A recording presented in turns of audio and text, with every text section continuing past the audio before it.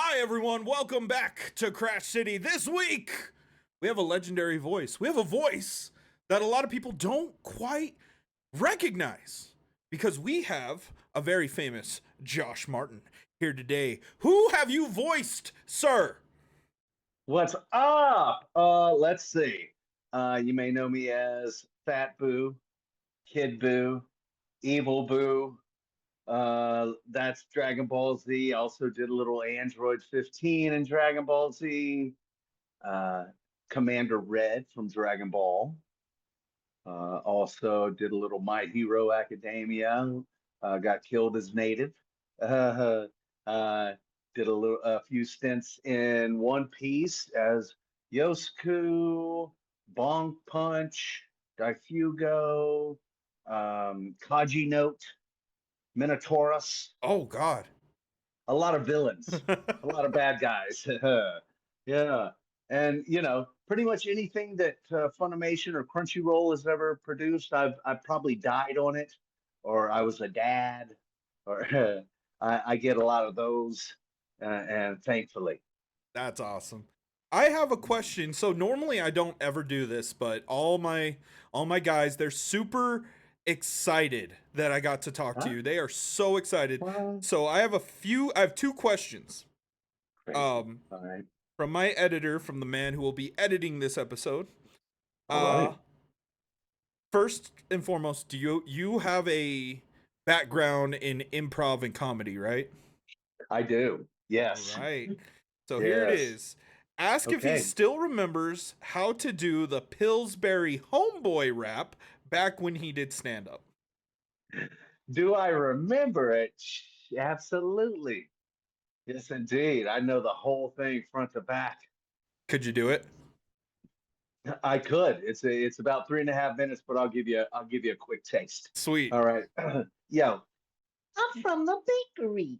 Right up the block, Pillsbury getting funky with what's in the pot. More cocoa for you. I'm the one to blame. When you taste my cookies, you'll scream my name. Call me, cause you need a fix. Two jizzies a century for me to funk up the mix.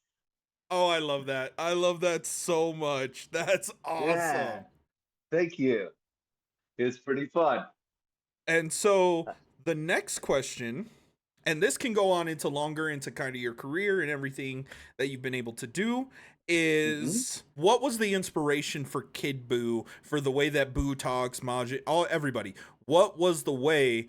And then he also put, and why was it a toddler? So why was it high pitched? So I started as Fat Boo, and that was directly from Chris Sabat seeing me do the Pillsbury Homeboy. That's awesome.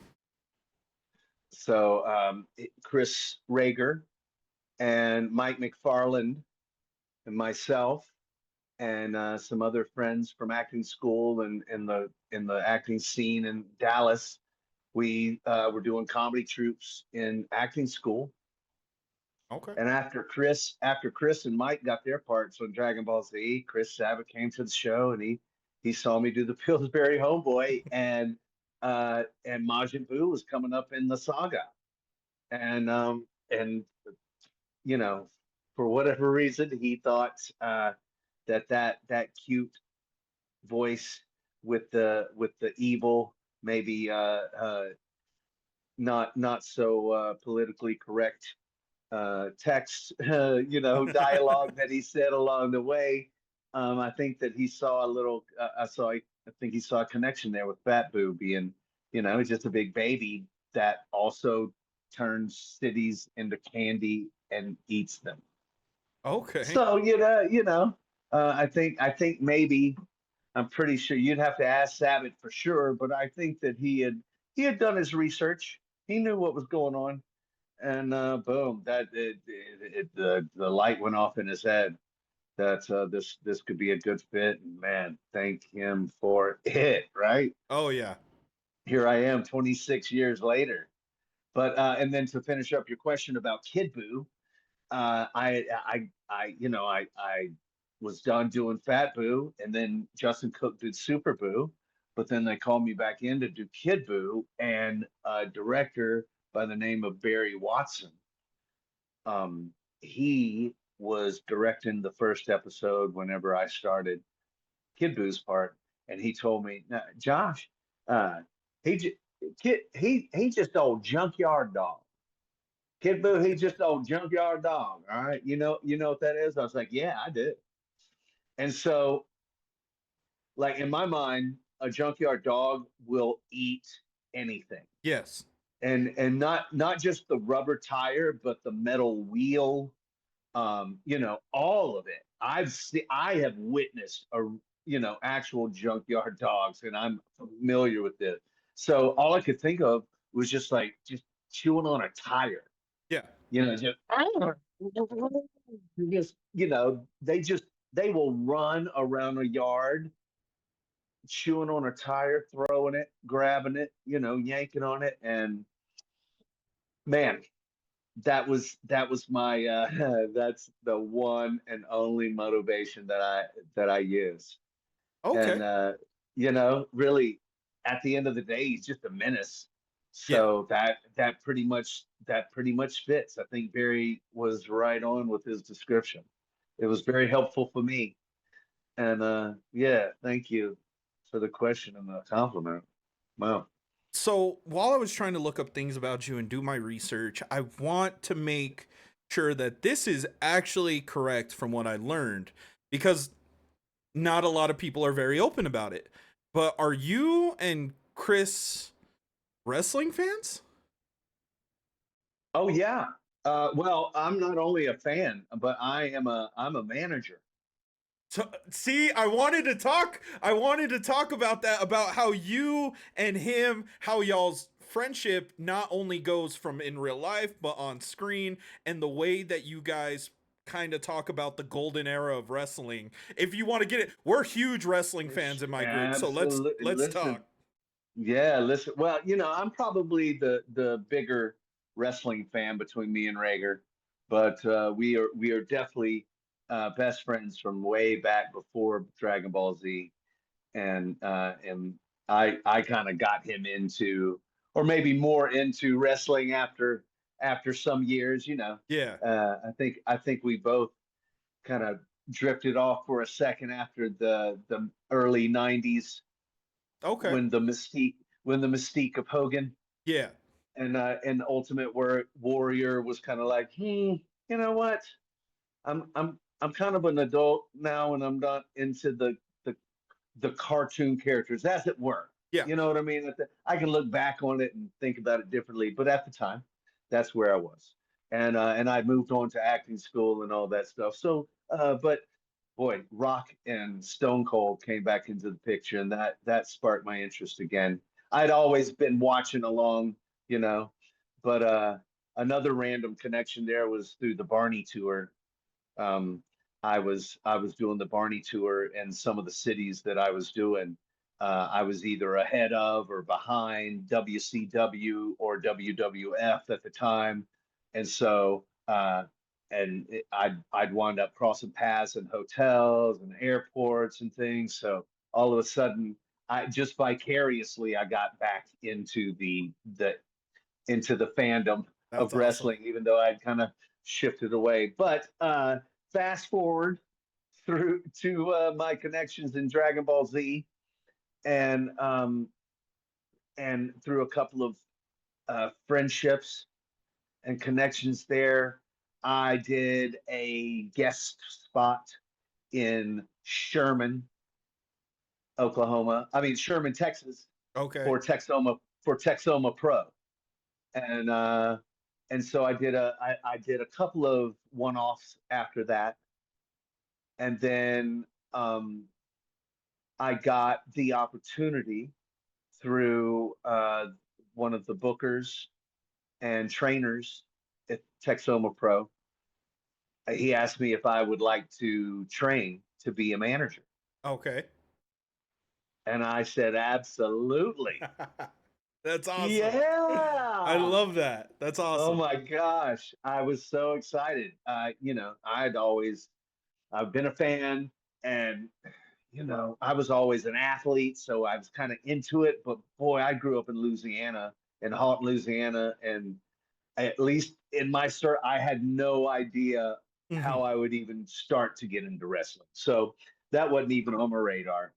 Um, but entertainment kind of was, and acting and that sort of thing. That's what brought me to Dallas to acting school and to Dragon Ball Z, and then boom, here I am, a manager for Texoma Pro. That's All so right, cool. and not only am I a manager, I am recently announced the general manager of Texoma Pro. I love Oh that. yes, That's dope. That's awesome. yes indeed. Thank you. Check it out, TexomaPro.com. That's see, it's stuff like that where, if I was not a wrestling fan, we probably would have never talked about it. But the fact that I had to look this up and I was like, if he is, this is gonna add to already as of recording, because this is gonna be out later. This is WrestleMania week as of this recording. I'm a big wrestling Right? fan, so I'm like, Yeah. this is awesome. This is fantastic. This is so cool. Yeah, we might have to do another one some other time and just do wrestling, or this may just be the wrestling. I don't know. It's your show. Well, I have a few more questions. Yeah. Mostly one, and Okay. one thing that I've been asked a lot, even though I've had multiple voice actors on this show, Okay. is what what was that moment where you were like, "Hey, voice acting's working.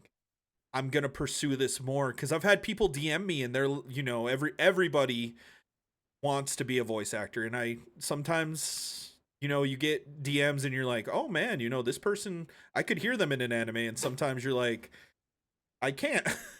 But what Ah, would what was that moment for you where you're like, man, this is actually working, I could do this for the rest of my life, I could just be a voice. um, I think for me that's a broad question Okay.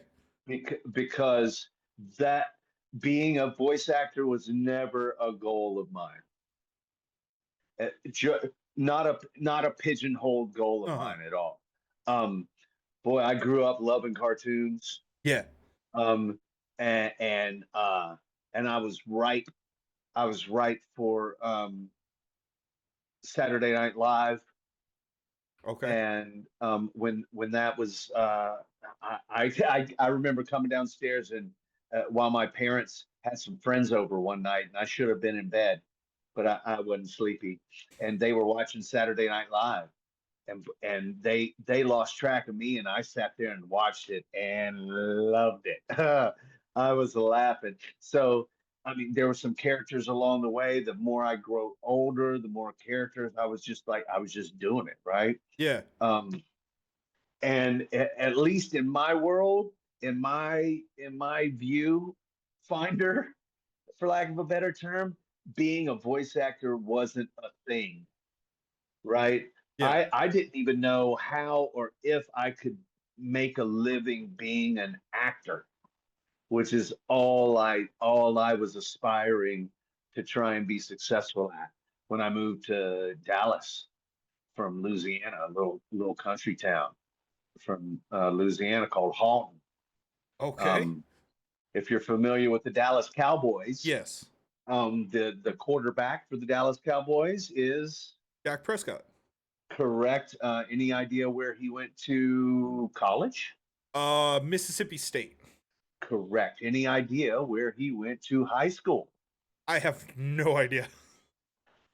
Haughton High School, Oh, cool.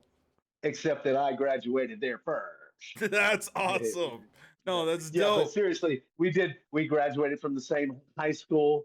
Uh, boy, I was paying attention to him when he was there at the high school, and watched him go on. So anyway, a little that's enough about that. But it was a super small school.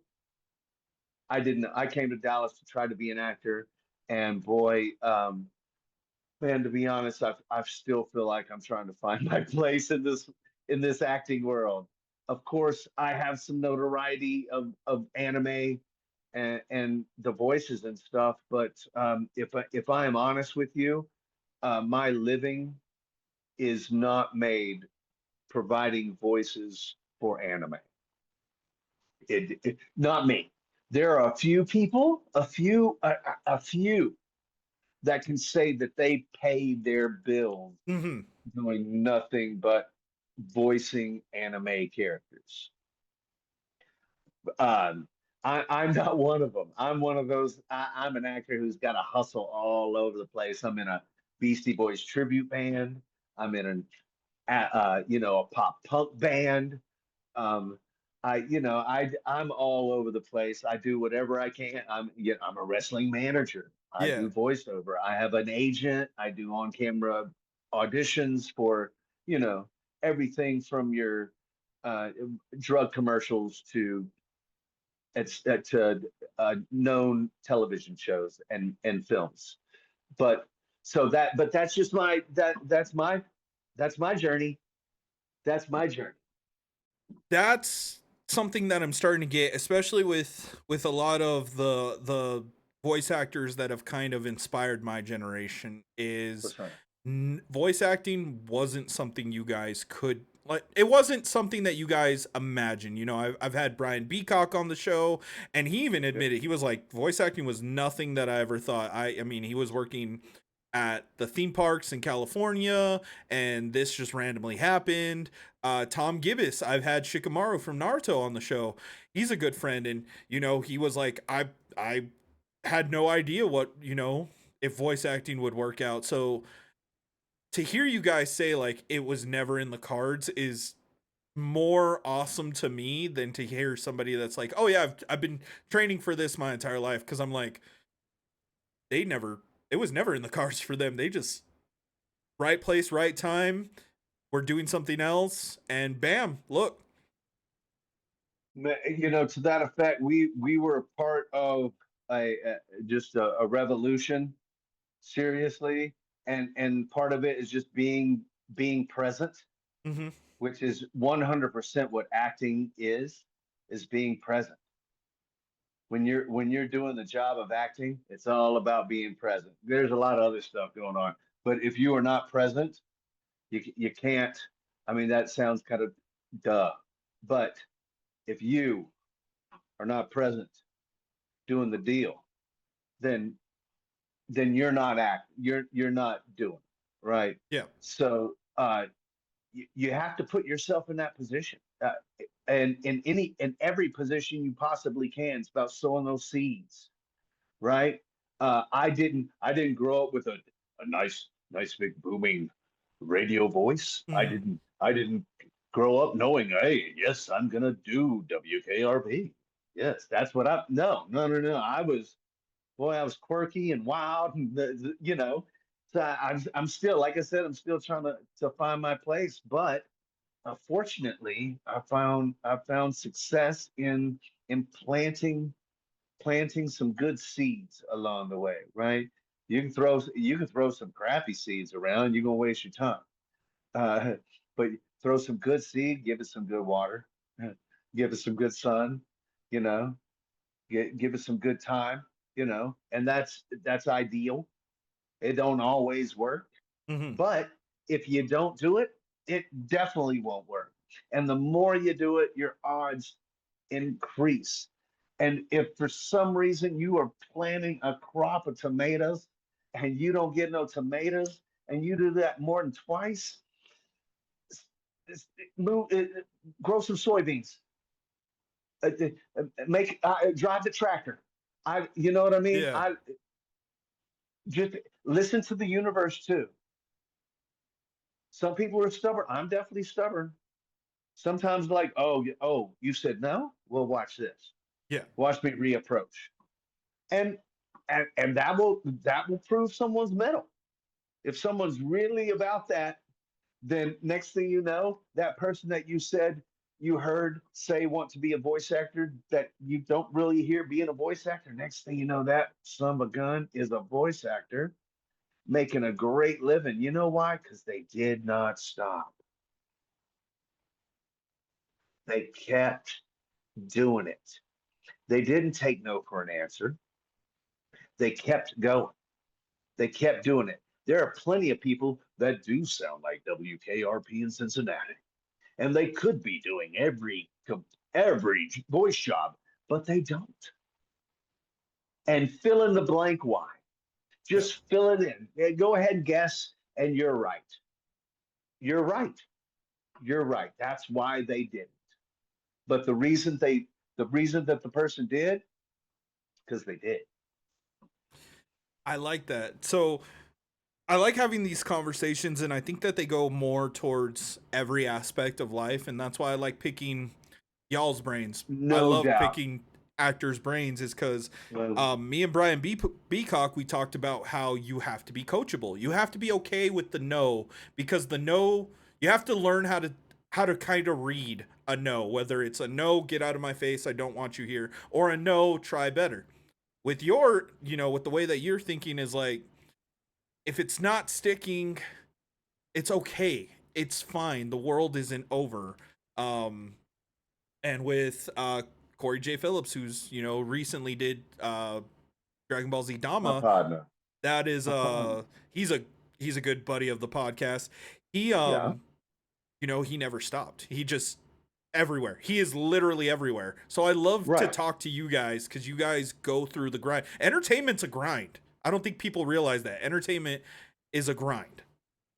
Man, the only way to get into voice acting, quote unquote, voice acting, when I was in acting school was to move to Los Angeles and do cartoons, Yeah. or wait until John Galt or one of the other handful of guys in Dallas that just got the phone call of what they were doing, right? Yeah. There was no audition for these guys. They just got the phone call from their agent before there was email or even a pager, right? They just got the phone call at the home and said, "Yeah, they want you at Dallas Audio Post.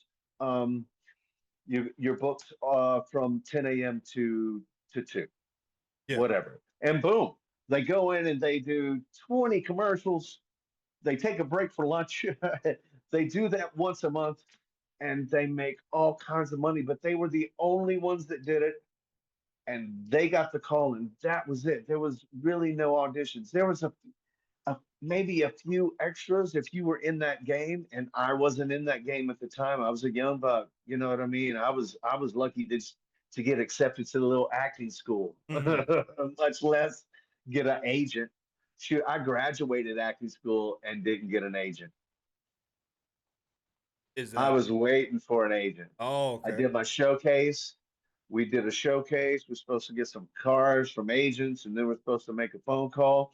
Well, the other part of the not that was that uh, I didn't have no money. I barely had a pager. Yeah. You know what I mean? I was like, man, I'm gonna get some headshots and all that stuff. But 4 weeks later, I got a call from a teacher from the school who told me she paged me. I rode, I walked to the 7-Eleven to return the call. Me and Rager were living together. She told me that I needed to come to school. I borrowed Rager's car. I drove to school, and she told me that there was a pardon me, there was an audition for Barney. Okay. And I said, the dinosaur? And she said, yes. And I went, mm-mm. And she said, what do you mean? Mm-mm. And I went, I don't want to do that. She goes, and I said, I don't think they want to hire me either. I mean, you've seen our comedy troupe, right? I was already doing comedy troupes, and Okay. we were already pushing boundaries.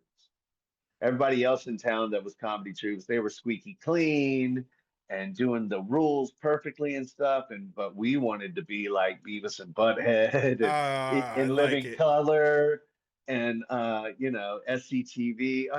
We Monty Python, we Jerky Boys, all that. We were into Adam Sandler. We wanted to push the boundaries. Um, so I didn't think they'd want me anyway, Yeah. but sure enough, boom, 3 callbacks later, and I booked it. So again, about those seeds we were talking about, plant them, plant them. Don't, You know what I mean? Like that was something that I didn't understand at the time when I was shaking my head. There's still times that I get auditions today where I'm like, man, I'm not. I don't want to do that. They're not gonna hire me, but you know what? I do it. You know what? I don't get hired, but that's not the point. The point is you do it because you never know. Sabat might be in the audience. You know what I mean? Oh, You I walked into the right before I walked into that Barney audition.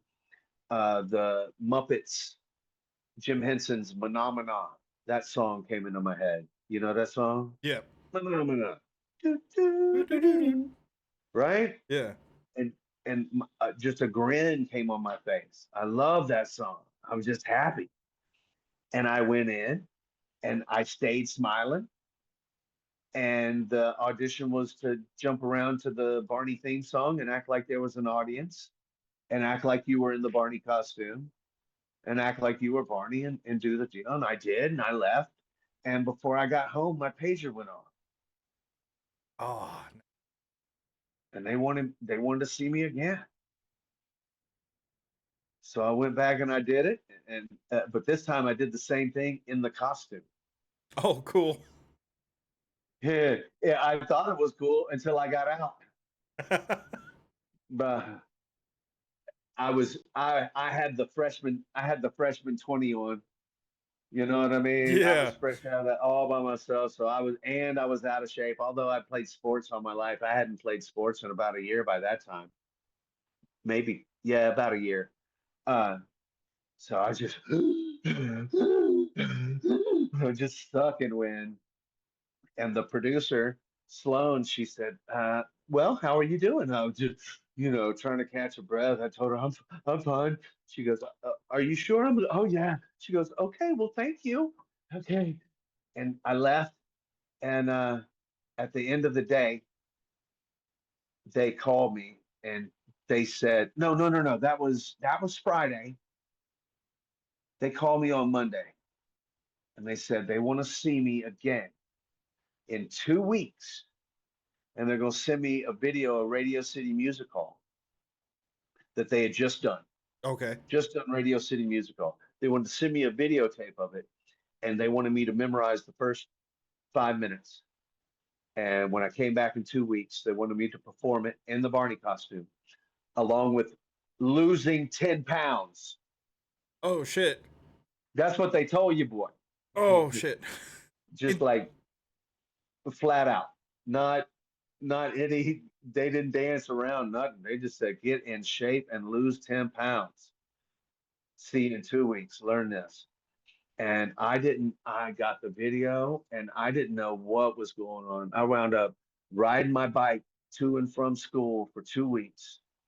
And the dance movement teacher at school, she taught me what the dances were on the video because I just thought he was jumping around, yeah. acting crazy.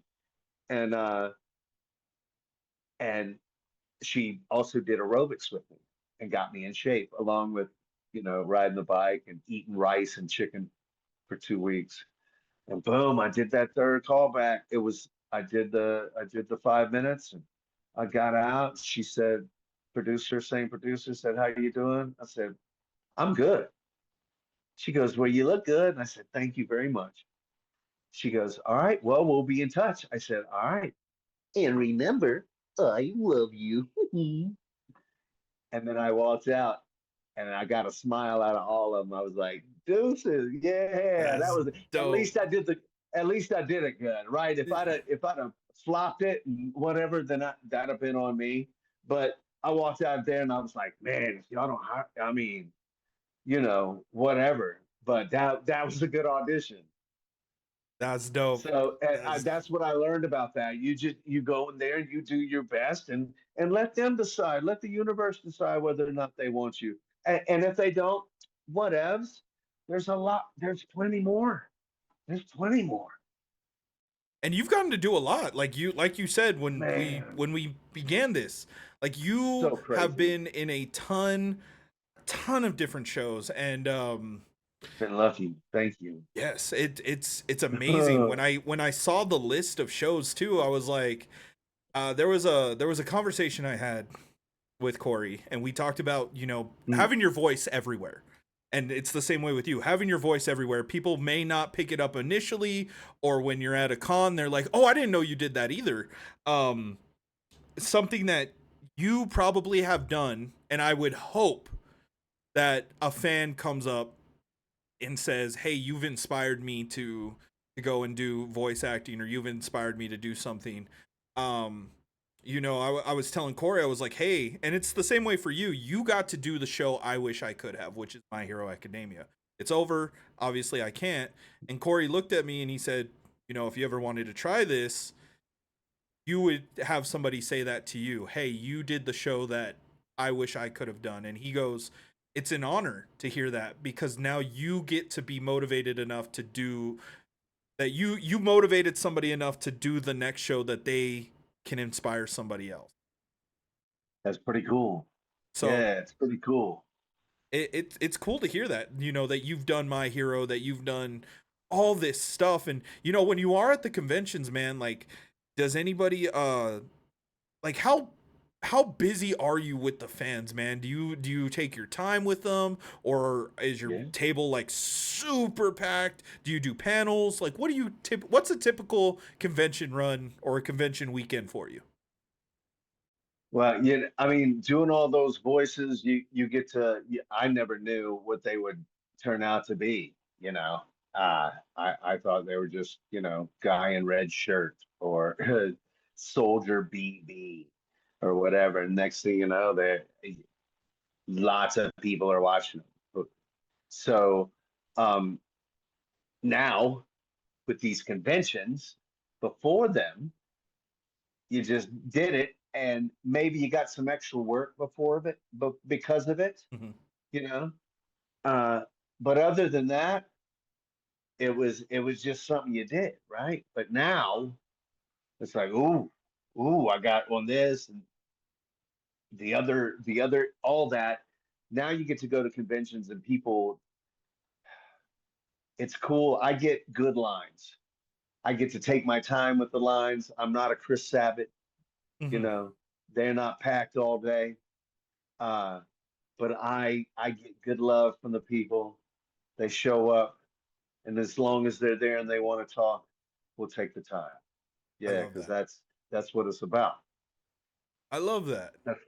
Yeah, as long as I can do it, I can understand where some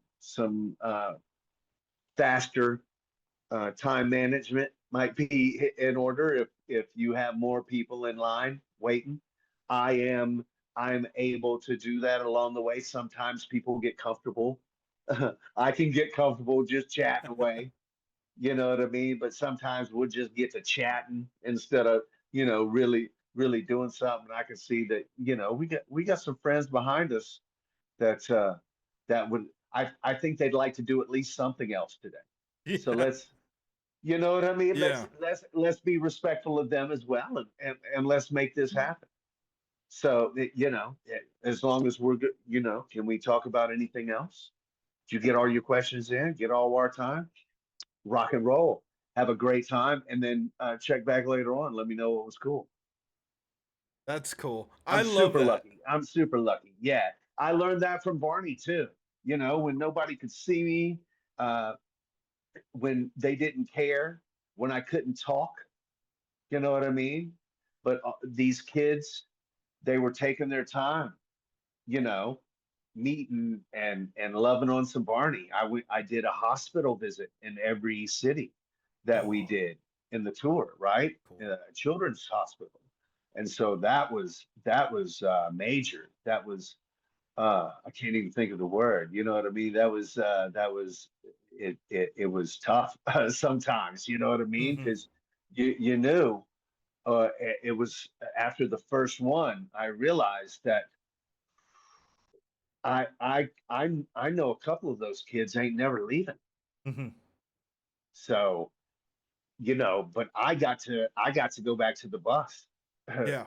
I got to Maybe I might have not been so happy about sweating or carrying a big heavy costume or working a crazy, not very user friendly puppet, but after that, you're just like, phew, all right, we can do this.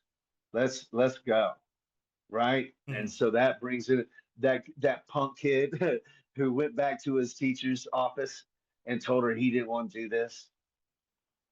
He had no idea what he was in store for.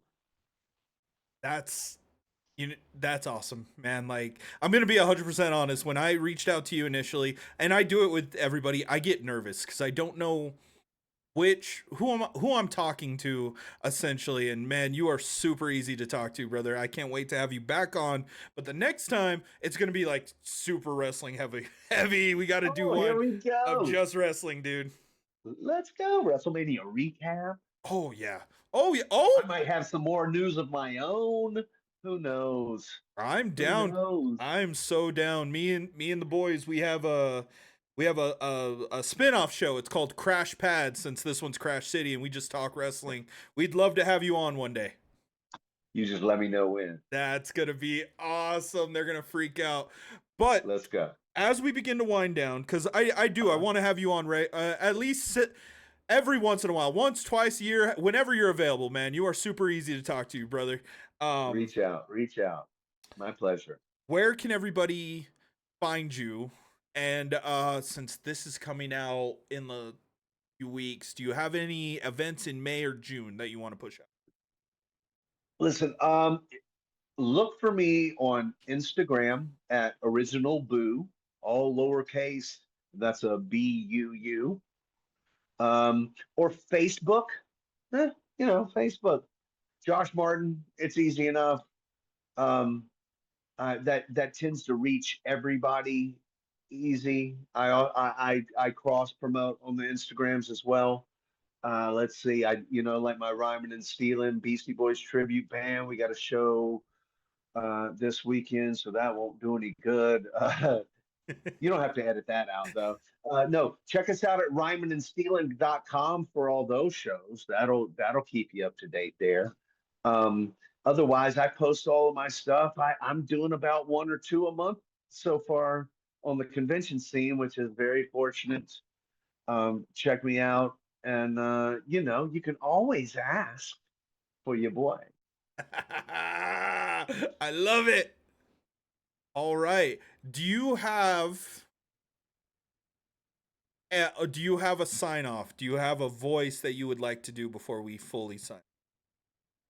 Well, there's a lot, but I'm sure probably the most recognizable and the best one to sign off with is Check out Crash City, or I'll turn you to chocolate.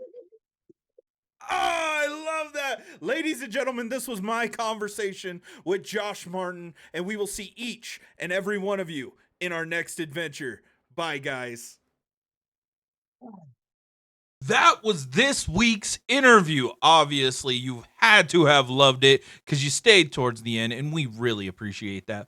But please hit the subscribe button. Like, comment, even share. Helps me and helps my guests. And if you want to stay here a little bit longer, we have previous weeks where we interviewed some of the most best people on this planet. Plus, you can head over to the Crash Pad where you can see me, Erebus V, and It's Bacon just mark out on some wrestling. Whether you want to get into wrestling or already been a fan for years, come and see our reactions. You never know what you're going to get.